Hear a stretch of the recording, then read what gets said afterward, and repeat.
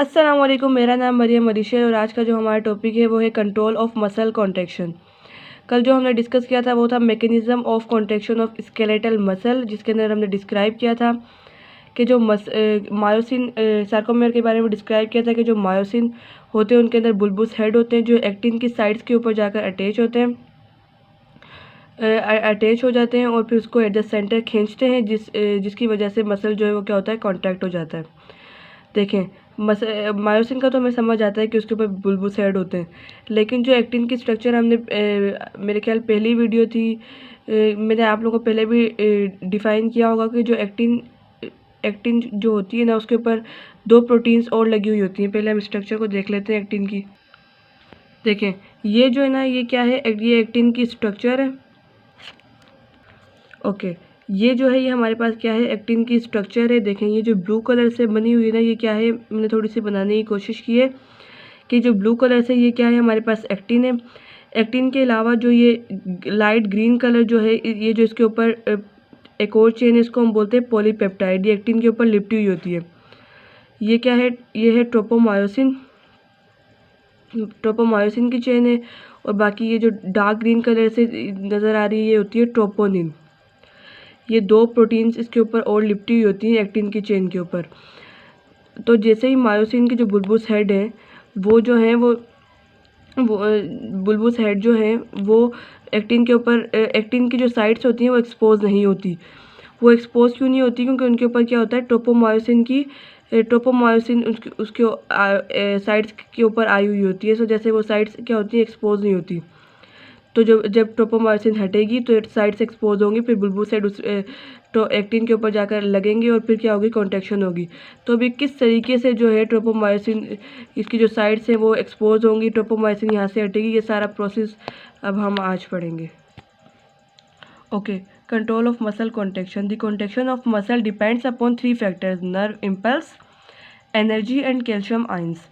Muscles are stimulated to contract by nerve impulse messages from the CNS that travel along the motor nerves from brain or spinal cord. The muscles are so dependent on nerve impulse that they not only stop contracting but degenerate if their stimulant nerve damages or it cut away, as the case it with polio infection. Muscle जो होते हैं ना वो बहुत ज़्यादा depend करता है nerve impulse पर। अगर नर्व इम्पल्स ना आए ना मसल के पास तो मसल ना ये सिर्फ कॉन्ट्रैक्ट ही नहीं करेगा बल्कि डीजेनरेट भी हो जाएगा। जो मसल के ऊपर के पास जो मोटर नर्व आती है कॉन्ट्रैक्शन के लिए, अगर हम उसको काट दें, इसमें ये लिखा हुआ है कि अगर हम उसको क्या कर दें, काट देना, तो क्या होगा ना, तो सिर्फ यही नहीं होगा कि वो कॉन्ट्रैक्ट होना कम हो जाएगी, बल्कि वो क्या हो जाएगी, डीजेनरेट भी हो जाए, मसल जो है ना वो डीजेनरेट होता जाएगा, जैसे पोलियो इन्फेक्शन में होता है। Muscle also need energy for contraction, and energy required for muscle contraction comes from food through the intermediate complex. These intermediate complex are glycogen. Muscle को कॉन्ट्रैक्शन के लिए एनर्जी भी चाहिए होती है।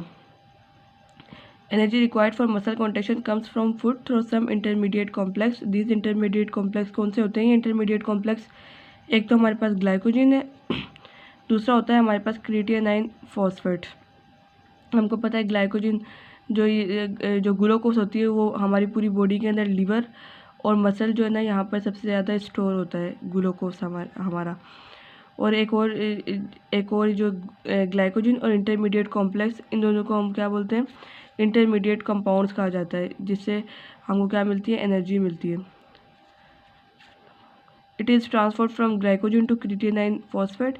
ये जो एनर्जी होती है वो ग्लाइकोजन से क्रिएटिनाइन फॉस्फेट में चेंज होती है और फिर एटीपी बन जाती है, where it is stored and easily available for use of muscle. और फिर ये एटीपी बन जाती है और फिर ये मसल के यूज़ में आ जाती है। Creatinine phosphate serves as muscle reserve of high energy phosphate continuously replacing the ATPs consume during muscle contraction. Creatinine phosphate जो होता है ना, सीपी के दरमियान जो है ना बहुत ज़्यादा वीक बॉन्ड होता है। तो क्या होता है कि जो एडीपी होती है ना, ये इन दोनों के दरमियान बॉन्ड टूटता है और जो फॉस्फेट है ना वो एटीपी के साथ जाकर लग जाता है, सॉरी एडीपी के साथ जाकर लग जाता है। तो जैसे एडीपी के साथ लगता है तो वो एटीपी बन जाता है, और एटीपी बन जाता है ना फिर मसल कॉन्ट्रैक्शन के लिए वेरी इंपॉर्टेंट होता है बहुत। मसल कॉन्ट्रैक्शन के लिए वो एनर्जी क्या हो जाती है, यूज़ हो जाती है हमारे पास। तो अभी हम ये देखते हैं कि ये एनर्जी जो मसल कॉन्ट्रैक्शन के जो एक्टिन मायोसिन उसमें कहाँ पर यूज़ होती है एनर्जी। अब हम ये देखें ये हमने मायोसिन, ये आप सपोज़ करें कि जैसे ये आपके पास मायोसिन है। अब ये जो मायोसिन होता है ना, इसमें जो मैंने बताया था बुलबुस हेड होते हैं, ऊपर एक्टिन मैंने बनाया नहीं है, लेकिन आप लोग सपोज़ कीजिएगा एक दफ़ा। देखें ये जो है वो मायोसिन, इसके जो ये बुलबुस हेड होते हैं ना, ये कुछ इस पोजीशन में होते हैं, लाइक इस तरह होते हैं, इस तरीके से होते हैं ये। जब ये इस तरीके से होता है ना, तो अब इनको ज़ाहिर सी बात है, इनको एक्टिन के जो सॉकेट्स हैं उनमें जाके अटैच होना है। तो अब फॉर सपोज ये हमारे पास एक्टिन है, तो चलिए पहले वाले को छोड़ दें, आप यहाँ पर देखें ये जो मायोसिन होता है ना, जैसे ये मायोसिन है, सपोज करें जैसे ये मायोसिन है, इसके ऊपर जो होते हैं वो क्या होते हैं, बुलबुस हेड होते हैं। ये कुछ इस तरीके से पोजीशन में होते हैं, ठीक है। अगर हम ऊपर एक्टिन बनाएं, जैसे ये एक्टिन है, तो अब देखें, अब इसको पता है हमको मायोसिन को एक्टिन के सॉकेट्स में जाकर अटैच होना है। ये बुलबुस हेड जो है ये जाकर अटैच होगा, लेकिन ये थोड़ी सी इस तरीके से इस पोजीशन में होता है। तो अब इसको स्ट्रेट करने के लिए क्या चाहिए होती है, अब इसको इस तरीके से करने के लिए, क्या चाहिए होती है, एनर्जी चाहिए होती है। तो जो एनर्जी चाहिए होती है कहाँ से आती है, हमारे पास जो अभी अभी हमने पढ़ा कहाँ से आती है, क्रिएटिनाइन फॉस्फेट और कहाँ से आती है, ग्लाइकोजन। यहाँ से जो एनर्जी आती है ना, वो किस लिए होती है, ताकि बुलबुस हेड को इस पोजीशन में लाने के लिए कि वो एक्टिन के सॉकेट्स में जाकर अटैच हो और मसल कॉन्ट्रैक्ट करवाएं। तो ये एनर्जी का काम यहाँ पर होता है, ये आप लोग याद रखिएगा। अब नेक्स्ट है हमारे पास calcium ions, which are stored in abundance in sarcoplasmic reticulum. जैसे कि हमको पता है कि सेल के अंदर जो होता है वो स्मूथ एंडोप्लाज्मिक रेटिक्यूलम होता है, इसी तरीके से मसल्स के अंदर क्या होता है, सार्कोप्लाज्मिक रेटिक्यूलम होता है। Play very important role in initiation of muscle fibre contraction when an impulse reaches the end plates of nerve fibre, acetylcholine is released. This is followed by the release of great number of calcium ions in the muscle fiber around the actin and myosin filament। देखें क्या होता है, हमको पता है कि smooth जो endoplasmic reticulum है उसके अंदर भी कैल्शियम आयंस होते हैं, इसी तरीके से जो सार्कोप्लाज्मिक रेटिकुलम है ना मसल्स में, उसमें भी क्या होते हैं, कैल्शियम आयंस होते हैं। जैसे नर्व इम्पल्स आती है ना, तो ये जो एसिटाइलकोलिन है ना, ये रिलीज़ होता है। जब ये एसिटाइलकोलिन क्या है, एक न्यूरो ट्रांसमीटर है जो क्या करता है, जो नर्वस सिस्टम के मैसेजेस को ट्रांसफ़र करता है। जैसे नर्व इम्पल्स आती है तो एसिटाइलकोलिन रिलीज़ होता है, वो जाके मसल की सरफेस, मसल की मेम्ब्रेन यानी कि सार्कोलीमा के ऊपर जाकर बैठ जाता है। जैसे ये मसल की मेम्ब्रेन के ऊपर जाकर बैठ जाता है तो सार्कोप्लाज्मिक रेटिकुलम के दरवाजे खुल जाते हैं, उसमें से कैल्शियम आयंस निकलने लग जाते हैं। और जैसे कैल्शियम आयंस निकलते हैं ना, और फिर जैसे कैल्शियम आयन निकलते हैं ना, फिर अगर हम आगे पढ़ते हैं कैल्शियम आयन कहाँ पर यूज़ होते हैं। These calcium ions bind to troponin molecule attached at regular interval with tropomyosin, the actomyosin complex inhibitor of the thin filament. This exposes the sites for the attachment of the cross bridges between actin and myosin so as to make possible the movement and sliding of filament and hence contraction। देखें फिर क्या होता है कि अभी मैंने थोड़ी देर पहले बताया था कि एक्टिन के ऊपर जो होता है ना, वो साइड्स एक्सपोज नहीं होती, उनके ऊपर क्या होता है, ट्रोपोमायोसिन लिपटी हुई होती है। जो क्या है, ये याद रखिएगा कि जो ब्लॉक करती है ना एक्टिन की साइड्स को, वो ट्रोपोनिन नहीं होती, ट्रोपोमायोसिन होती है, जिसको हम क्या बोलते हैं, एक्टोमायोसिन कॉम्प्लेक्स इनहिबिटर।